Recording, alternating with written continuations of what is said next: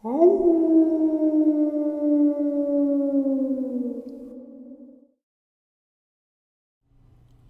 greetings and salutations, everyone, and welcome back to tonight's second half. Before we get into this, I'll upload a couple links. As you know, I rely on Patreon, PayPal, and my merch to help the channel to continue to grow and go. The links to Patreon and PayPal are in the description below, my merch displayed directly under the video. Also, Dogman Frightening Encounters, Volume 1, 2, and 3, the audiobook versions. They were written and researched by Tom Lyons, narrated and produced by me, Jeffrey Nadolny. Those audiobooks are available on Audible, Amazon, and iTunes, the links to which are also in the description as well. Finally, last but definitely not least, if you'd really like to help support this channel to continue to grow and go, simply subscribe, click the like button, and please leave a comment. It really does help, and it does matter. And now, everyone, I have taken far too much of your time. Let's get on with tonight's second half. Shall we? Tonight's first encounter. A few years ago, my friends and I decided to take a road trip to Santa Fe, New Mexico. I'd just turned 18, and I thought it'd be fun to pack up the car with my boys and hit the road. Santa Fe had always seemed interesting to me, as I never really knew or heard too much about New Mexico. The drive was thrilling, full of laughs and good music. We checked into our hotel and settled down. We were staying at the Hotel Santa Fe, an adobe-styled hotel in the center of a very small town. The town felt strange from the get-go. Maybe it was just me. First of all, most businesses closed early, at around 5 p.m. or so, and when they closed, they closed. The doors were locked, the lights were out. It seemed all the locals were nowhere to be found, or asleep by 8. Santa Fe gives off an eerie vibe. It's definitely a spiritual small town. But at times it felt like something more sinister was afoot. Something was in the air, but I digress. After settling down into our rooms, we hit the streets to walk and get a bite to eat and shop. There wasn't much that interested our group, as we were all teenage boys, and the town is more geared towards older retirees or avid Southwestern art collectors. But nevertheless, we were still considerate of the culture and full of curiosity, which would later be a poor mistake. As evening came, the sky filled with a beautiful pink sunset. Most of my friends in the group were tired and ready to relax over some beers back at the room, but my closest friend and I were still not satisfied. We chilled in the room with the group until late into the night, and everyone fell asleep. But our raging curiosity still was not cured. You see, me and my friend John are avid urban explorers. We loved exploring abandoned buildings and had a lot of experience. We even made a social media account where we would post pics and videos of our findings. Now that we were in Santa Fe, we were thrilled to get out and explore the unknown. Around 2 in the morning rolled around, and we snuck out of our hotel room, careful not to wake the others, and set to the streets for an adventure. When we stepped outside into the night, we were greeted with a very peculiar experience. The town was desolate, like nothing I had ever seen before. Not a soul was out. So much so we walked down the middle of the street because there wasn't a car in sight. It was slightly unsettling, as it still felt like we were being watched. An uncanny feeling. The best way I can explain how quiet it was there at night was when we walked down the street. We approached an intersection and jokingly stood under the traffic lights. The town was so empty and quiet we could actually hear the bulb clicking as the light changed from red to green. It was an odd feeling, being the only ones out. I've been in towns the night before, and yes, it's quiet, but there's still the occasional bar open with some distant music or an occasional homeless person, but believe me when I say Santa Fe was empty. We proceeded to explore the town, climbing on the top of a few buildings to get some pictures and exploring a few buildings. But our curiosity still was not cured. We decided to continue walking until we came to a nearby river. Hoping we could find a nearby drainage tunnel we could explore, we proceeded. As we approached the river, we noticed there was a small tunnel/bridge that went over the river. As we walked through the brush and approached the water, we got a better look into the tunnel. It looked like there was a dim light coming from under the bridge. We walked closer and closer without our flashlights on, just enjoying the moonlight. There we were, standing at the mouth of this tunnel, and suddenly John whispers to me, "Wow, do you see that?" We were met with an unsettling view of about 10 to 15 candles on the ground lighting up the underside of the bridge. We proceeded to walk in to check out what was going on. Suddenly we heard movement that broke the silence. That's when we immediately turned on our flashlights and focused them into the tunnel. There was a figure sitting on the ground. At first, I couldn't tell if it was a pile of rocks, and my eyes were playing tricks on me. We got closer to the figure and it moved. That's when I felt my heart start pounding, but I tried to reassure myself, thinking maybe it was a homeless person. I focused my flashlight to its smallest beam that would illuminate the figure. We stopped in our tracks and just stood there staring at what my light was fixed on. A bald man with absolutely no hair or anything on the back of its head, just sitting there looking the opposite direction. My light was shining directly on the back of its head. We stood there for a good 10 seconds, just waiting for him to turn his head around. That's when we realized its head was facing us. I shined my light a bit lower to illuminate its torso. This man thing had absolutely no face, just perfectly smooth, no ears either, nothing, just sitting there still. It felt like it was staring at us, but there were no eyes. We both realized what we were looking at the same time.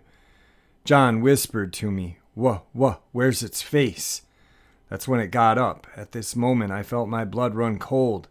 It picked something up off the ground, and we ran. We ran so fast, I felt for the first time I was legitimately running for my life.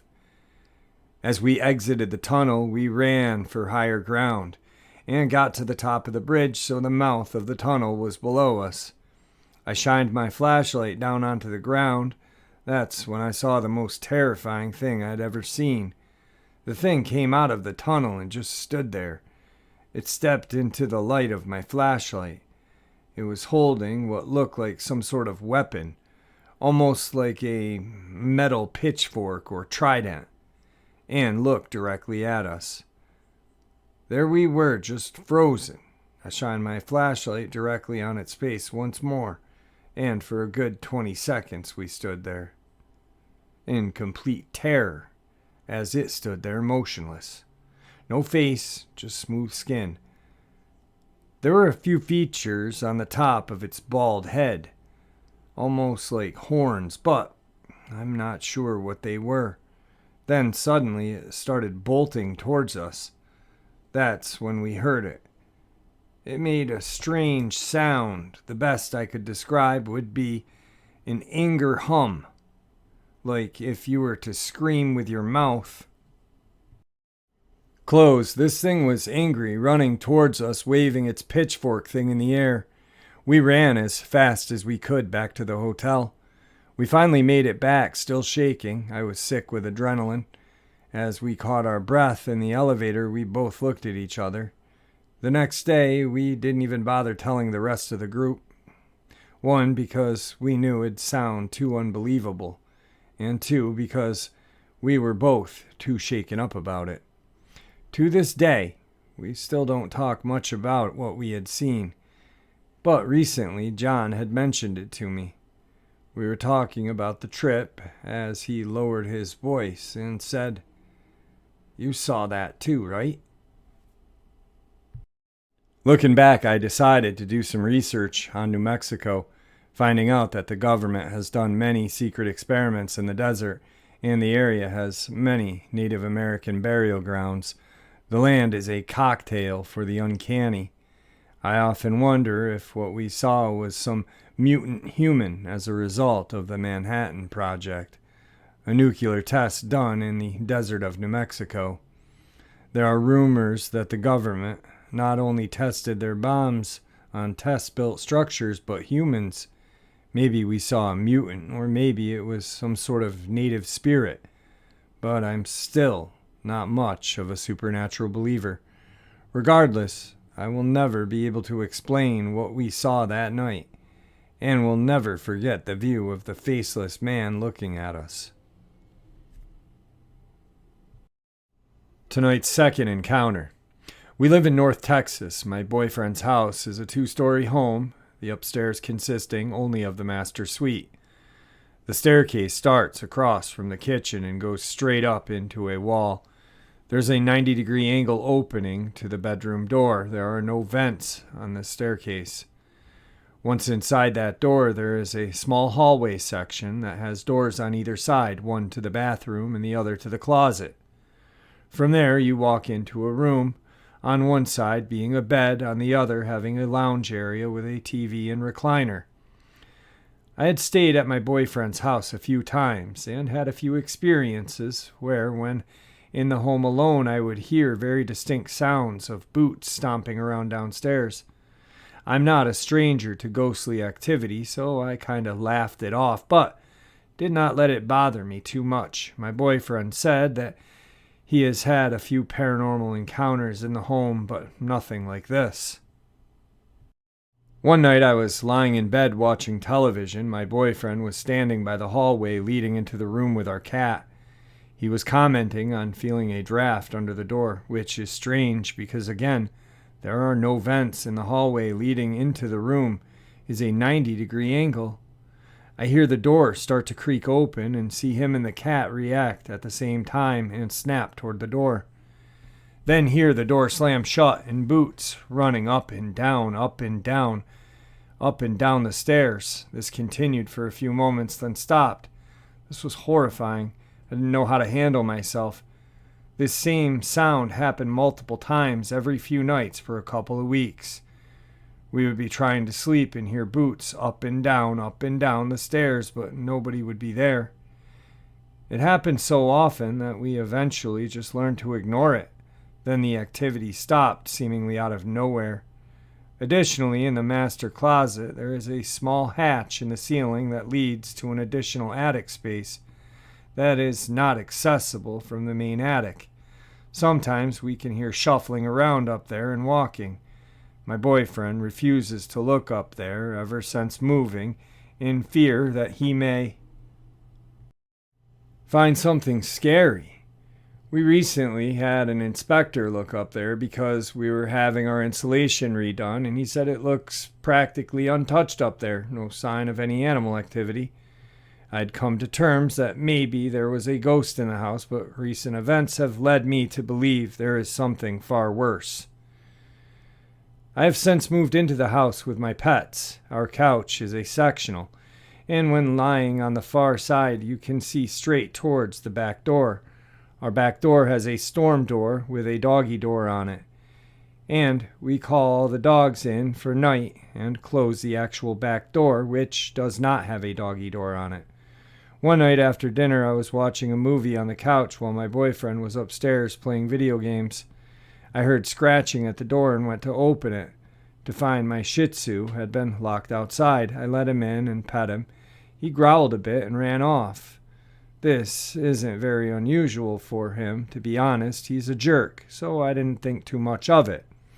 I went back to watching my movie. A while later, my boyfriend came downstairs to join me, and I let him know that he must have locked Odie outside when he had called the dogs in. He swears to me that Odie had been upstairs with him the entire time. He swore that he was lying on his lap and actually kind of annoying him, getting in his way while he was trying to play his game. We had kind of a heated, half-joking but almost serious disagreement about this because we both swear we saw oatmeal in 2 different places at once. We agreed to disagree, and I let the incident go. It was weird, it was really weird, but I decided that my boyfriend must have been mistaken, and Odie must have joined him for games after I let him in. And my boyfriend must have been so enthralled in the games, he just assumed Odie was there the whole time. A month or so later, another incident with this shadow oatmeal occurs. I wake up for work and bring oatmeal downstairs with me so he can go outside. I always close the bedroom door behind me when I do this so Odie doesn't go back upstairs and wake my boyfriend up, because once Odie is awake, all he wants to do is play.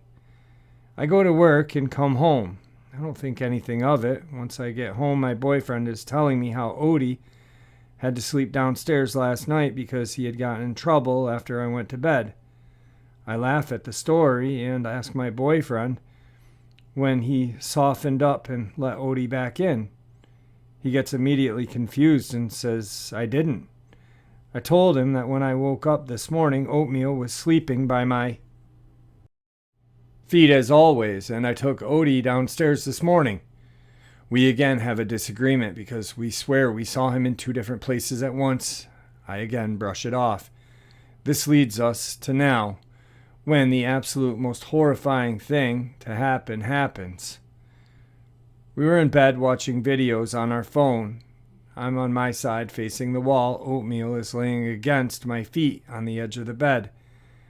I feel something coke up between me and my boyfriend. I assume it's the cat. It turns a couple of times and settles in. I think this is a bit strange because my cat usually only sleeps on top of me. If I move him, he will just keep climbing back up. But I don't turn. About 5 minutes later, I hear a growl that is unmistakably Oatmeal coming from the lump between me and my boyfriend. And I hear my boyfriend scold Oatmeal and shoo him off the bed. I tell myself that that must be my cat by my feet then. My boyfriend turns on his bedside lamp and Oatmeal is sleeping soundly next to my feet. My cat is sleeping in a ball across the room. We are both in shambles. My boyfriend starts frantically searching the room with a flashlight and a knife, not knowing what to do with himself. He says he was petting what he thought was Oatmeal, but once he got to the creature's head, its face was hairless and the creature growled and bit him and ran off the bed. At this point, I'm near in tears. Now we're freaked out. All of the dots are starting to connect. Is it not a ghost, but this creature living above our bedroom in the attic, running up and down the stairs? Our husky suffered a large wound this week, where she mysteriously cut off nearly her entire paw pad. It was hanging on by a thread, and luckily we were able to get it stitched back on. We searched our entire backyard and couldn't find the source of the incident. It literally looks like someone took a knife and sliced her paw pad.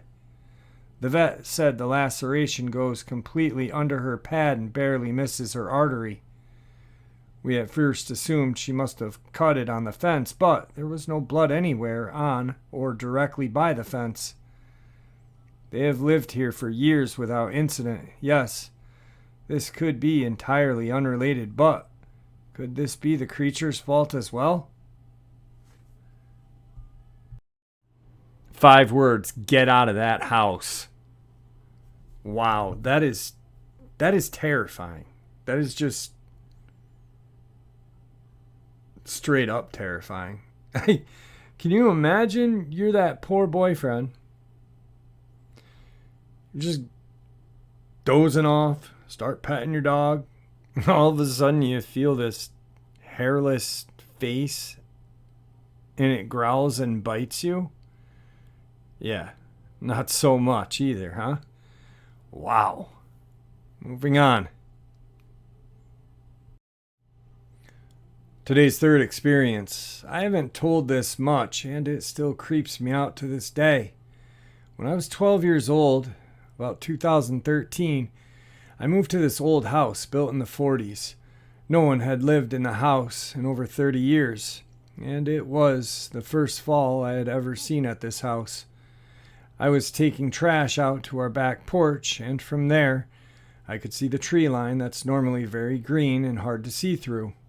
But seeing how it's fall, the leaves are almost all fallen off. As I walked out to take the trash out, I look at the tree line about 30 to 40 yards away, and I see 4 to 5 of these 7-foot tall, pure white humanoid, no-faced creatures. I stand there in awe, not knowing what to think. It honestly looks like they're talking with hand gestures, but I couldn't hear anything. Now that I think of it, I heard nothing at the time, no birds, bugs, or even the trees moving with the visible moving branches. I scream, "Hey!" to which the creatures become motionless like statues. I then proceed to ask, "Who are you?" To which I stand there for a second before the creatures dispersed. Now I could see far into the woods, and they all went in separate ways, not even hearing a leaf or a twig crack when they fled. They ran off so quickly that it seemed like a blur. To be honest, after that I had completely forgotten about the experience until the other night. Now, as I said, I was young, and at this time my mom worked the night shift and wasn't there when I screamed at these creatures. FYI, I lived on essentially farmland, but my neighbors could easily walk up the driveway in a matter of 2 or 3 minutes. Later that night, maybe 9 p.m., I heard knocking on the back door, the one where it led to the back porch where the creatures were, and I thought maybe my mom told the neighbors to go check on me, so I went and checked it out. I go to the back door, I turn the back porch light on, and open it to where no one was there. Casually, I chopped it up to maybe one of the dogs hitting the door or something around it. Now, after this knocking kept coming from that door, and it was weird because every time I rounded a door to where I could see the back door, the knocking stopped. Now this happens a few more times every few minutes, ranging from when I would turn my back from the door to when I sat back on my bed, to just waiting 5 to 10 minutes before it happens again. After about an hour of this and increasing anxiety, I got fed up and went outside to scream, "I don't know who you are, but you better stop." To my surprise, it did, for about 30 minutes.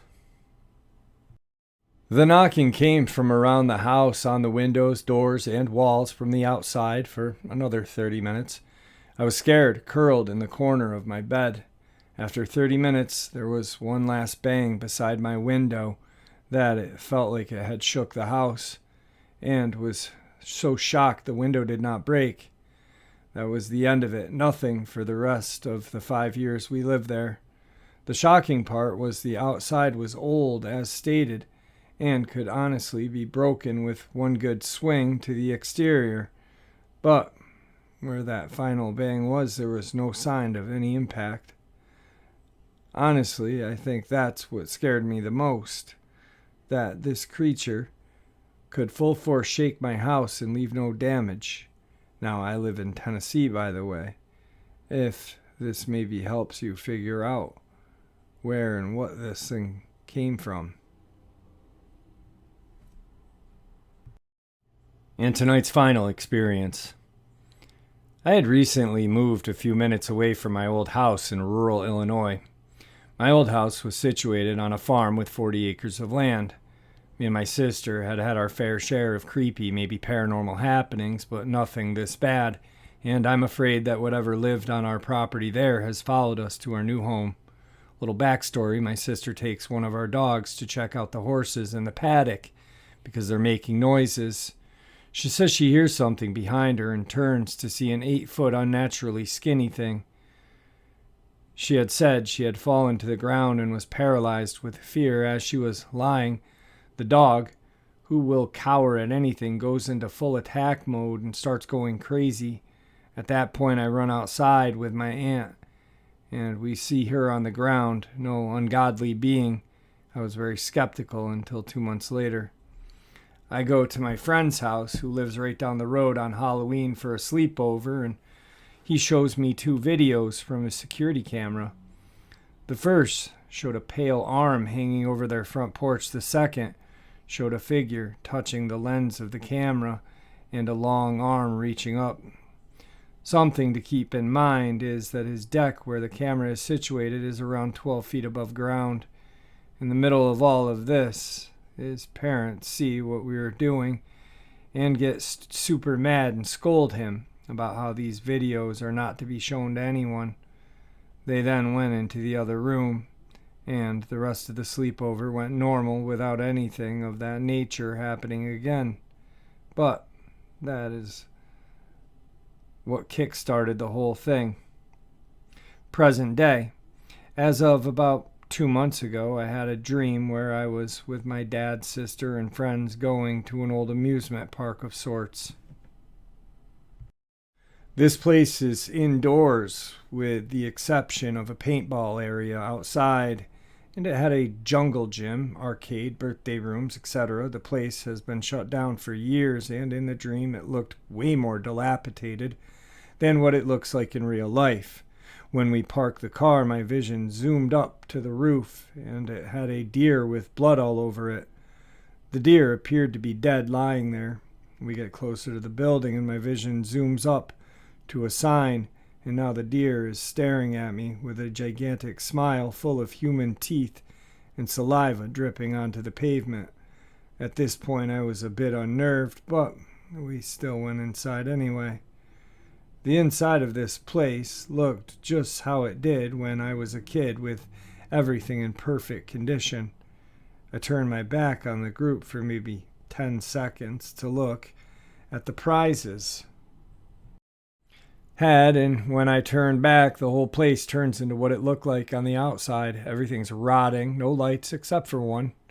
One single light is shining on my group. The people I thought were my friends and family are now gray and pale, black eyes with blood coming out of their mouths and pointing at me with a black expression. This deer comes behind them, and they all, including the deer, start saying, "Let death erupt, you are going to die. You are going to die with your eyes wide open." It started as a whisper and upped in volume until they were all practically screaming. I woke up, but right before the deer say one thing that I still have imprinted in my brain: remember me.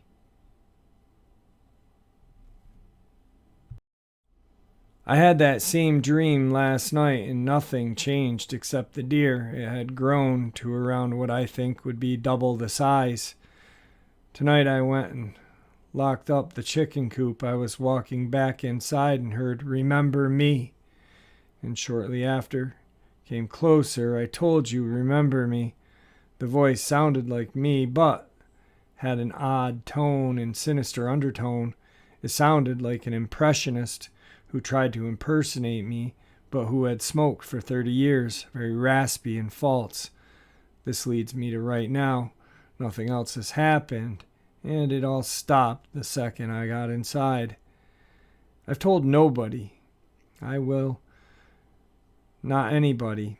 If anybody has any idea what this is, please help me out.